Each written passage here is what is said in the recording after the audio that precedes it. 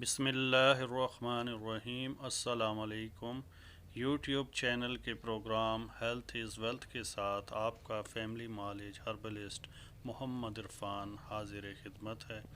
آج کا ہمارا موضوع، کیا سحری میں دہی کا استعمال مناسب ہے، اس حوالے سے آج ہم بات کریں گے۔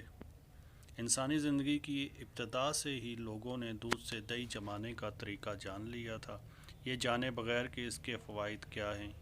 جوں جوں وقت گزرتا گیا تو اس کی افادیت کے حوالے سے تحقیقات کا عمل شروع ہوا، اور آج دنیا کے ہر خطے میں ہر فرد دہی کا استعمال کر رہا ہے۔ دہی سے ہونے والے فوائد کی بات کی جائے تو دہی صحت کو برقرار رکھنے کے لیے ایک بہترین غذا ہے۔ طبی فوائد کی بات کی جائے تو دہی موٹاپا، شوگر، ہائی بلڈ پریشر، پیٹ کی مروڑ، اسہال اور دیگر کئی امراض میں استعمال کیا جاتا ہے۔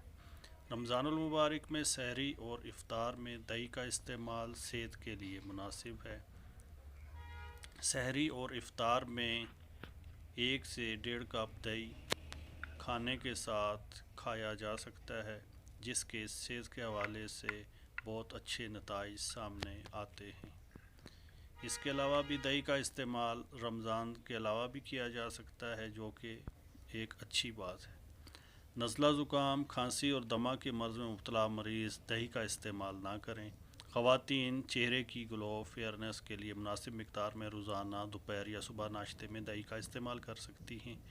اینکنی پمپل چھائیوں سے نجات حاصل کر سکتی ہیں اور چہرے کو گلو کر سکتی ہیں۔ صحت کے حوالے سے مزید معلومات جاننے کے لیے آپ ہمارے یوٹیوب چینل، فیس بک پیج کو لائک، سبسکرائب اور شیئر کریں، اور یوٹیوب پر موجود بیل آئیکن کو بھی دبا دیں تاکہ ہر نئی آنے والی معلوماتی ویڈیو نان سٹاپ آپ تک پہنچتی رہے۔ شکریہ۔ تو آج کے پروگرام سے مجھے اجازت دیں، آئندہ آپ سے ملتے ہیں ایک نئے موضوع کے ساتھ۔ اللہ تعالیٰ میرا اور آپ کا حامی و ناصر ہو۔ اللہ حافظ۔